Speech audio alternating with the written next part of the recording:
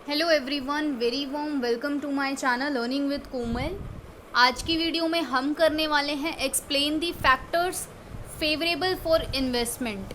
यानी कि आज हम एक्सप्लेन करेंगे ऐसे कौन कौन से फैक्टर्स होते हैं जो फेवरेबल होते हैं इन्वेस्टमेंट के लिए। तो आज की वीडियो आपके लिए काफ़ी ज़्यादा इम्पॉर्टेंट होने वाली है, साथ ही साथ आपके काफ़ी ज़्यादा काम आएगी। एग्ज़ाम में भी ये क्वेश्चन आया हुआ है इन्वेस्टमेंट मैनेजमेंट का। तो बेसिकली आज की वीडियो नंबर 5 है, क्लास नंबर 5 है, क्योंकि हम इन्वेस्टमेंट मैनेजमेंट की वीडियोस अपलोड कर रहे हैं अपने चैनल पर कॉन्टीन्यूसली, ताकि जल्दी से जल्दी जो है सिलेबस कवर करें हम पूरा एग्ज़ाम्स आने से पहले। और चैनल पर न्यू है तो मेरी आपसे एक हम्बल रिक्वेस्ट रहेगी, चैनल को सब्सक्राइब ज़रूर कर लें, बेल आइकन को प्रेस ज़रूर कर लें, क्योंकि ऐसी ही वीडियोस हम अपने चैनल पर लाते रहते हैं जो आपके लिए काफ़ी ज़्यादा यूज़फुल होती हैं। और वीडियो को लाइक ज़रूर करें, अपने क्लास ग्रुप्स में भी शेयर करें। और अगर आपने पहले की वीडियोस वॉच नहीं करी हैं तो आप प्लेलिस्ट सेक्शन से इन्वेस्टमेंट मैनेजमेंट की आपको एक सेपरेट प्लेलिस्ट मिल जाएगी, वहाँ से ये सारी वीडियोस वॉच कर सकते हैं। चलिए फिर स्टार्ट करते हैं बिना टाइम वेस्ट किए। तो सबसे पहले हमें स्क्रीन पर गिवन है फेवरेबल इन्वेस्टमेंट एनवायरनमेंट। तो ऐसा कौन सा वातावरण है जिसमें इन्वेस्टमेंट फेवरेबल है आपके लिए? तो the investment market should have favourable environment to be able to function effectively. तो इन्वेस्टमेंट मार्केट फेवरेबल एनवायरनमेंट होना चाहिए ताकि जो है फंक्शंस इफ़ेक्टिवली हो सके, जो भी कार्य जो भी एक्टिविटीज़ हैं वो अच्छे तरीके से हो सके। Business activities are affected by social, economic and political factors in any country. जो भी बिजनेस एक्टिविटीज़ होती हैं किसी भी कंट्री में, तो वो आप जानते ही हैं social, economic and political factors के द्वारा प्रभावित होती ही होती हैं। चाहे आप सोशली अगर आप है ना, तो ये तीनों फैक्टर काफ़ी ज़्यादा इम्पोर्टेंट हैं जो एक बिज़नेस हमारे जो भी बिज़नेस एक्टिविटीज़ हैं उनको अफेक्ट कर सकते हैं। ये आप बिल्कुल अच्छे से जानते हो। तो it is important that economic and political factors are favourable. तो ये काफ़ी ज़्यादा महत्वपूर्ण हो जाता है कि इकोनॉमिक और पॉलिटिकल फैक्टर्स जो है वो फेवरेबल हों। तो generally following factors are considered favourable for investment environment. अब कुछ फैक्टर्स हमें गिवन है जिनको कंसीडर किया जाता है फेवरेबल, कि हाँ ये वाले जो फैक्टर्स हैं ये इन्वेस्टमेंट एनवायरनमेंट के लिए फेवरेबल हैं और they faster the growth and bring opportunities for investment. इनकी वजह से ग्रोथ होती है और अपॉर्चुनिटीज़ आती हैं काफ़ी सारी इन्वेस्टमेंट के लिए। नंबर 1 फैक्टर हमें गिवन है लीगलिटी सेफगार्ड। तो लीगलिटी सेफगार्ड से क्या तात्पर्य है, क्या मतलब है इसका? तो all investment should be legally safe. सभी इन्वेस्टमेंट जो भी आप जहाँ पे भी इन्वेस्ट करोगे वो लीगल होना चाहिए, तभी वो सेफ होगी। जो कानूनी तौर पर लीगल है वो ही सेफ होगी, वही सेव होनी चाहिए, राइट? तो investor will be willing if they have assurable of protection of their contractual and property rights. तो इन्वेस्टर्स जो है विल बी विलिंग, मतलब उनकी इच्छा करेगी, if they have assurable of protection, अगर वो एश्योर होंगे कि हाँ उनका पैसा यहाँ पर सेव रहेगा, प्रोटेक्शन के लिए अगर वो एश्योरेबल होंगे तो ही वो इन्वेस्टर जो है वो इच्छा जताएगा इन्वेस्टमेंट करने की। तो in India the investor have the dual advantage. तो इंडिया में इन्वेस्टर्स की दो एडवांटेज होती हैं, दो एडवांटेजेस होती हैं of free enterprise and control. यहाँ पर फ्री एंटरप्राइज आप कहीं पे भी कर सकते हो इन्वेस्टमेंट, कोई दिक्कत नहीं है, और आप जो है कंट्रोल की भी जो है इसमें एडवांटेज होती है। फ्रीडम, एफिशिएंसी एंड ग्रोथ, ये तीनों ही एंश्योर्ड करती हैं from competitive forces of private enterprises. यहाँ पे बोला गया है कि फ्रीडम यानी कि एक किसी भी चीज़ की फ्रीडम होना इन्वेस्टमेंट के लिए, एफिशिएंसी और ग्रोथ ये एंश्योर की जाती है from competitive forces of private enterprises. जो भी हमारे प्राइवेट एंटरप्राइजेज हैं उनकी फोर्सेस के कॉम्पिटिटिव फोर्सेस के द्वारा। तो स्टैचूटरी कंट्रोल एक्सर्ट्स डिसिप्लिन। तो जहाँ भी लीगली कुछ होगा तो वहाँ पे डिसिप्लिन ऑब्वियसली होगा ही होगा, कंट्रोल होगा ही होगा। Now let's talk about the second point, that is currency. तो most of the investment such as bank deposit, life insurance and shares are payable in the currency of the country. तो ज़्यादातर जो भी investments होती हैं, जैसे कि आपकी बैंक डिपॉजिट्स हो गया, आपके लाइफ इंश्योरेंस हो गया, आपके शेयर्स हो गए, तो ये काफ़ी ज़्यादा उसी करेंसी की में पेएबल होती हैं। जो भी वो कंट्री में होता है उसी की करेंसी में ये पेएबल होते हैं। मतलब पेमेंट उन जहाँ से ये इन्वेस्टर बिलोंग करता है, जिस कंट्री से, उसी करेंसी से उनको पेमेंट होती है, राइट। तो a property monetary policy will give direction to the investments. तो जो भी मॉनेटरी पॉलिसी है वो दिशा प्रदान करती है इन्वेस्टमेंट को। तो price inflation destroys the purchasing power of investment. तो यहाँ पे बोला गया है जो प्राइस इन्फ्लेशन है, यानी कि आपकी जो कीमत, इन्फ्लेशन जिसे हम बोलते हैं मुद्रास्फीति, तो ये आपकी परचेजिंग पावर, इन्वेस्टमेंट की परचेजिंग पावर को नष्ट कर सकती है। Inflation occurs generally in unstable condition. Inflation तभी होती है जब कंडीशंस अनस्टेबल होती हैं, जब जैसे अभी करंटली क्या हो रहा है, पेंडेमिक चल रहा है, तो जिस वजह से इन्फ्लेशन हो रही है, क्योंकि कंडीशंस स्टेबल नहीं है, इस वजह से इन्फ्लेशन हो रही है।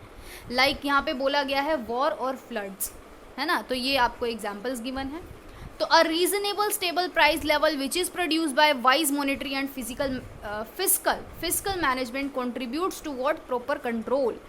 तो अगर आपको एक स्टेबल प्राइस लेवल मेंटेन करना है तो आप ये तभी होगा जब एक वाइज मतलब बिल्कुल बुद्धिमता से अगर आप मॉनेटरी, एक फिजिकल और मैनेजमेंट जो है होगा, अच्छा मॉनेटरी और फिजिकल मैनेजमेंट होगा, तो ही एक प्राइस लेवल स्टेबल हो पाएगा। और ये जो है कंट्रीब्यूट करेगा towards proper control, good government. और ऐसा तभी होगा जब प्रॉपरली कंट्रोल होगा, अच्छी गवर्नमेंट होगी, economic wellbeing and growth oriented investment market होगा। कि मतलब जो भी इन्वेस्टमेंट मार्केट है वो कैसा होगा, well being and growth oriented होगा। तो and protection to the investor, और इन्वेस्टर अगर उसमें सेफ महसूस करेगा तो ही। Hence a proper monetary policy should be there. तो इसीलिए एक प्रॉपर मॉनेटरी पॉलिसी का होना बहुत ज़रूरी है, तभी आपकी करेंसी में स्टेबिलिटी आएगी। और जब करेंसी में स्टेबिलिटी आएगी तो इन्वेस्टर भी अपने आप को सेफ फील करेगा यहाँ पर इन्वेस्ट करने के लिए। और अगर करेंसी में ही स्टेबिलिटी नहीं है, फ्लक्चुएशंस हो रही हैं, इन्फ्लेशन हो रहा है, कंडीशंस स्टेबल नहीं है, तो कोई भी इन्वेस्टर वहाँ पे पैसे नहीं लगाएगा उस कंट्री में, और नहीं लगाएगा तो स्थितियाँ और भी अनकंट्रोलेबल हो सकती हैं। तो ये फैक्टर्स जो हैं, अगर इनको ढंग से हम करेंगे, लाइक मॉनेटरी पॉलिसी को अगर हम ढंग से प्रॉपरली वाइज मैनेजमेंट होगा, तो आप इन्वेस्टमेंट का जो एनवायरनमेंट है वो फेवरेबल होगा। As far as possible, the monetary policy should neither promote acute inflationary pressure nor prepare for a deflation model। यानी कि सिंपल सी बात बोली गई है कि मॉनेटरी पॉलिसी को ये देखना चाहिए, मॉनेटरी पॉलिसी को ये इंश्योर करना चाहिए कि ना तो इन्फ्लेशन हो ना ही डिफ्लेशन हो, एक बैलेंस में इकोनॉमी चले। तो neither condition is good for investment environment. तभी जो है हमारी जो इन्वेस्टमेंट एनवायरनमेंट है वो सही हो पाएगा, जब कंडीशंस बैलेंस में होंगी, जब इन्फ्लेशन नहीं होगा, राइट, मतलब बैलेंस में होगी सिचुएशंस, तभी इन्वेस्टमेंट फेवरेबल होगा। Now let's talk about the third factor, that is financial institutions. तो फाइनेंशियल इंस्टीट्यूशंस के बारे में गिवन है, the presence of financial institution and financial services encourage saving. जो भी फाइनेंशियल इंस्टीट्यूशन अगर है, प्रेजेंस है इसकी, फाइनेंशियल सर्विसेज की प्रेजेंस है, तो ये किस चीज़ को एनकरेज करता है, सेविंग को, direct them to productive uses, और ये प्रोडक्टिव यूजेस को भी एनकरेज करता है, और हेल्प करता है इन्वेस्टमेंट मार्केट को ग्रो करने में, क्योंकि जितना ज़्यादा पैसा मार्केट में मौजूद होगा उतना ही ज़्यादा इकोनॉमी अच्छा ग्रोथ करेगी। तो इसलिए फाइनेंशियल इंस्टीट्यूशन और फाइनेंशियल सर्विसेज का होना बहुत ज़रूरी है एक अच्छे इन्वेस्टमेंट मार्केट के लिए, ताकि वो ग्रो कर सके। तो the financial institutions in existence in India are development banks. तो हमारे इंडिया में कौन कौन से फाइनेंशियल इंस्टीट्यूशंस हैं? डेवलपमेंट बैंक्स है, कमर्शियल बैंक्स है, म्यूचुअल फंड्स है, लाइफ इंश्योरेंस कंपनीज है, इन्वेस्टमेंट कंपनीज है और इन्वेस्टमेंट बैंकर्स हैं। तो ये सारे क्या हैं? फाइनेंशियल इंस्टीट्यूशंस हैं। तो द फाइनेंशियल सर्विसेज में क्या इंक्लूड होगा? वेंचर कैपिटल इंक्लूड होगा, फैक्टरिंग, फॉरफीटिंग इन्वॉल्व होगा, लीजिंग और हायर परचेज, कंज्यूमर फाइनेंस, ये सारे हमारे फाइनेंशियल अकाउंटिंग के टॉपिक्स हैं, राइट। तो ये सारे हमने पढ़े हुए हैं। वेंचर कैपिटल हमने पढ़ा हुआ है, लीजिंग हमने पढ़ा हुआ है, हायर परचेज, राइट। तो ये सारे फाइनेंशियल सर्विसेज में इंक्लूड होंगे। और in India there are number of institution under central government and state government are rural bodies that have encourage the growth of saving and investment. तो हमारी जो government भी है वो भी एनकरेज करती है सेविंग और इन्वेस्टमेंट की ग्रोथ को। Now let's talk about the fourth factor that is form of business organisation. तो फॉर्म ऑफ बिजनेस ऑर्गेनाइजेशन क्या बोलता है? A permanent form of business organisation encourage saving and investment. जो एक परमानेंट फॉर्म है हमारे बिजनेस ऑर्गेनाइजेशन की, वो एनकरेज करती है सेविंग और इन्वेस्टमेंट को। The public limited companies have been said, जो हमारी पब्लिक लिमिटेड यानी कि सरकारी कंपनियां आई थिंक है ना, have been said to be the best form of organisation. तो इनको बेस्ट फॉर्म माना गया है। The 3 features of public limited companies are very useful for investors. तो ये 3 फीचर्स हमें गिवन है जो कि इन्वेस्टर्स के लिए काफ़ी ज़्यादा यूजफुल है। Number 1, limited liability of shares. आप जानते हो जब हमने इशू ऑफ शेयर्स चैप्टर पढ़ा होगा आपने 12th क्लास में या आपने बीकॉम में भी करा होगा, तो जब हमने थ्योरी करी थी तो हमें याद होना चाहिए कि पब्लिक लिमिटेड कंपनीज में, या फिर हमने जब पढ़ा था तो यही पढ़ा था ना कि शेयर होल्डर्स की लाइबिलिटी लिमिटेड होती है, ये हमने पढ़ रखा है। Perpetual life and transferability of shares, कि आप शेयर्स को ट्रांसफ़र भी कर सकते हो। In contrast to a public limited company, the sole proprietor और a partner in a partnership firm is liable to for all the debts of the firm. यहाँ पे बोला गया है कि ये तो थी बातें कि limited liability of share holder या फिर ट्रांसफरेबिलिटी ऑफ शेयर, ये सब किसके लिए था?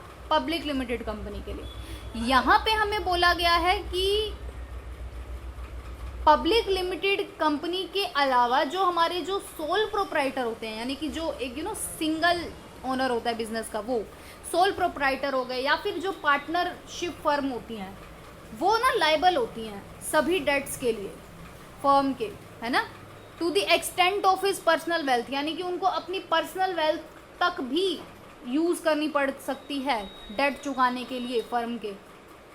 तो in these condition investor hesitate to invest their savings. तो अगर ऐसी कंडीशन होगी तो इन्वेस्टर झिझकेगा ही झिझकेगा, हेसिटेट होगा ही होगा अपनी सेविंग्स को इन्वेस्ट करने के लिए in this form of organisation में। तो बिसाइड्स अनलिमिटेड लाइबिलिटी के अलावा the partnership and sole proprietor also suffer from short life of the organisation. तो जो हमारे पार्टनरशिप हैं और सोल प्रोप्राइटर हैं वो भी सफ़र करते हैं शॉर्ट लाइफ ऑफ ऑर्गेनाइजेशन के लिए। तो विद द डेथ और retirement of any of the partner, अगर किसी पार्टनर की डेथ या फिर रिटायरमेंट हो जाता है तो पार्टनरशिप फर्म डिसॉल्व हो जाती है, क्योंकि पार्टनरशिप तो वही थी ना, डिसॉल्व हो गई बेसिकली। लेकिन हम पढ़ चुके हैं रिटायरमेंट में, है ना, न्यू पार्टनर भी आ जाता है।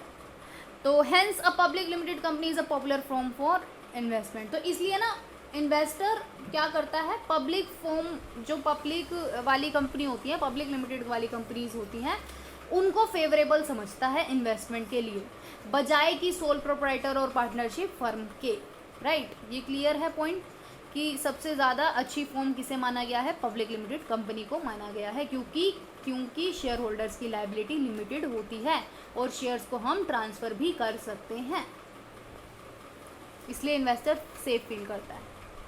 Now let's talk about the fifth factor that is choice of investment.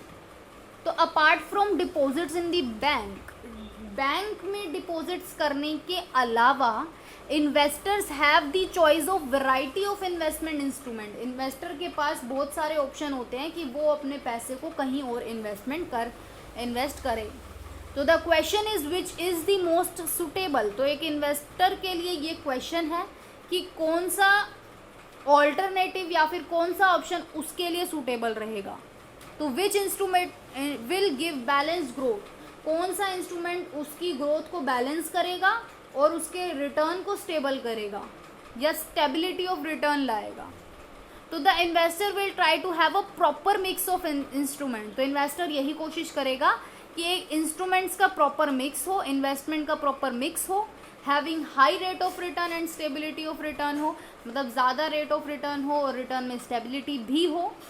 तो some of the instruments available are equity share. अब कौन कौन से ऐसे इंस्ट्रूमेंट होते हैं जिन पे इन्वेस्टर इन्वेस्ट कर सकता है, वो हैं equity share, bonds, present fund, life insurable, fix deposit, mutual fund schemes. तो ये टाइप के आप बैंक के अलावा आप अपने इन्वेस्टमेंट कर सकते हैं। Now let's talk about the sixth factor that is risk. तो रिस्क के बारे में क्या बोला गया है, तो every investor expect maximum return at minimum risk from his investment. Her investor, प्रत्येक इन्वेस्टर यही चाहता है, यही एक्सपेक्ट करता है कि उसको ज़्यादा रिटर्न हो लेकिन रिस्क जो है वो कम हो उसकी इन्वेस्टमेंट के लिए। तो the private sector investment consist of equity and preference share, debenture, public deposit with companies. तो जो भी हमारे प्राइवेट सेक्टर की इन्वेस्टमेंट होती हैं उसमें क्या क्या इंक्लूड होता है, इक्विटी शेयर्स होते हैं, प्रेफरेंस होता है शेयर्स, और डिबेंचर, पब्लिक डिपॉजिट, ये सब होता है। तो these have the fears of high risk. आप जानते हो कि इसमें हाई रिस्क होता ही होता है involve. Government securities are risk free. जो गवर्नमेंट की सिक्योरिटीज़ होती हैं, जो गवर्नमेंट के द्वारा इशू की जाती हैं, वो रिस्क फ्री होती हैं। तो वहाँ पे इन्वेस्टर जो है सिक्योर फील करता है। But government security give low return, लेकिन जो गवर्नमेंट सिक्योरिटी है वो कम रिटर्न देती है। And do not fulfil his objective of money appreciation. और इसमें जो इन्वेस्टर का एक डिज़ायर होता है कि अपनी मनी अप्रिशिएट करना, वो यहाँ पे फुलफिल नहीं हो पाता गवर्नमेंट सिक्योरिटी में, क्योंकि यहाँ लो रिटर्न मिलता है। लेकिन जो प्राइवेट सेक्टर सिक्योरिटीज़ हैं वो अट्रैक्टिव तो होती हैं, आकर्षक तो होती हैं, लेकिन रिस्की बहुत होती हैं। तो the success stories of Infosys, Reliance, Wipro give to the investor the dream of future appreciation of investment. तो इन्फोसिस हो गया, रिलायंस हो गया, विप्रो, ये जो हमारी कंपनीज हैं, इनकी जो सक्सेस स्टोरीज़ हैं वो इन्वेस्टर्स के लिए एक ड्रीम होता है फ्यूचर एप्रिसिएशन के लिए, ताकि उनकी जो वेल्थ है वो एप्रिशिएट हो, बढ़े। An investor can maximise return. एक जो इन्वेस्टर होता है वो अपने रिटर्न को मैक्सिमाइज कर सकता है मिनिमम रिस्क के साथ, अगर यदि if he carefully analyse the feature of security. अगर वो जहाँ पे भी इन्वेस्ट करने की सोच रहा है उसको वो प्रॉपरली एनालाइज करे, तो वो प्रॉपरली एनालाइज करना बहुत ज़रूरी होता है, तो ही वो क्या कर सकता है, अपने रिटर्न को मैक्सिमाइज और रिस्क को मिनिमाइज कर सकता है। और वो ऐसा तभी कर सकता है जब वो जो भी कंपनी का इंफॉर्मेशन है उसको कलेक्ट करे, उसके बारे में स्टडी करे, उसको अच्छी तरीके से एनालाइज करे, फिर डिसीजन ले। ऐसा तभी हो सकता है। नाउ अब हम हमारे लास्ट 2 पॉइंट्स की बात करेंगे, 2 फैक्टर्स की बात करेंगे। पहला है सेवेंथ फैक्टर की, जो कि है पॉलिटिकल फैक्टर्स। तो पॉलिटिकल फैक्टर्स क्या है, political decision affect the investment environment of a country. तो जो पॉलिटिकल डिसीजन है वो अफेक्ट कर सकता है इन्वेस्टमेंट एनवायरनमेंट को कंट्री के। The effect may be favourable और अनफेवरेबल। इफेक्ट जो है वो आपके लिए फेवरेबल भी हो सकता है, अनफेवरेबल भी हो सकता है। The government sometime take the decision which are not in the favour of investor. Government ऐसा भी डिसीजन ले सकती है जो इन्वेस्टर्स के लिए फेवरेबल ना हो, पर्टिकुलरली फॉर फॉरेन इन्वेस्टर्स, और ख़ास तौर पे फॉरेन इन्वेस्टर्स के लिए फेवरेबल ना हो, है ना, फेवर में ना हो। तो hence it becomes difficult to provide a suitable investment environment to FIIs। तो इस प्रकार ये काफ़ी डिफ़िकल्ट हो जाता है कि फॉरेन इन्वेस्टर्स को एक अच्छा सूटेबल इन्वेस्टमेंट एनवायरनमेंट प्रोवाइड कराना। तो इसलिए FIIs जो हैं हमारे, वो इससे क्या होते हैं, डीमोटिवेट होते हैं और वो इन्वेस्ट नहीं करते, वो हेसिटेट होते हैं, वो इन्वेस्ट नहीं करते हमारी कंट्री में। Now let's talk about the last factor, that is social factors. तो इन्वेस्टमेंट मार्केट या फिर environment is also affected by the investors attitude. ये हमारा जो इन्वेस्टमेंट मार्केट या फिर एनवायरनमेंट है, ये इन्वेस्टर के एटीट्यूड के द्वारा भी क्या होता है, अफेक्ट होता है। उनकी जो डिज़ायर्स होती हैं, उनकी जो एक्सपेक्टेशंस होती हैं, उनका जो एजुकेशन एंड इंटेलेक्चुअल लेवल होता है, ये सब इन्वेस्टर के जो भी हैं, इनके द्वारा जो है इन्वेस्टमेंट मार्केट और एनवायरनमेंट क्या होता है, अफेक्ट होता है। ऑल दीज फैक्टर एनकरेज और डिस्करेज, ये सभी फैक्टर्स जो हैं एनकरेज भी कर सकते हैं और डिस्करेज भी कर सकते हैं इन्वेस्टमेंट और सेविंग एटीट्यूड को इन्वेस्टर के। सोशल इविल्स लाइक ब्याज हराम है, आज की सोच कल की चिंता मत कर। तो ये कुछ एविल्स या फिर कुछ पर्टिकुलर फ्रेजेस जो कि एविल्स बोली गई हैं कि ब्याज हराम है, इस और आज की सोच कल की चिंता मत कर, इस टाइप के जो फ्रेजेस हैं ये डिस्करेज करते हैं सेविंग्स और इन्वेस्टमेंट को। Hence there should be a good social environment for the development of good investment environment. इस प्रकार जो क्या होता है, एक अच्छा सोशल एनवायरनमेंट जो है नहीं हो सकता अगर हम ये सोच के चलेंगे तो इसीलिए इन सबको जो है एक अच्छा एनवायरनमेंट होना चाहिए ताकि इन्वेस्टमेंट जो है वो एनकरेज हो, ना कि डिस्करेज। आई होप आज की वीडियो आपके लिए काफ़ी ज़्यादा यूज़फुल रहेगी और वीडियो को लाइक करना बिल्कुल ना भूलें, चैनल को सब्सक्राइब ज़रूर करें, कमेंट करके मुझे ज़रूर बताएं, अपने क्लास ग्रुप्स में ज़रूर शेयर करें। Thank you so much.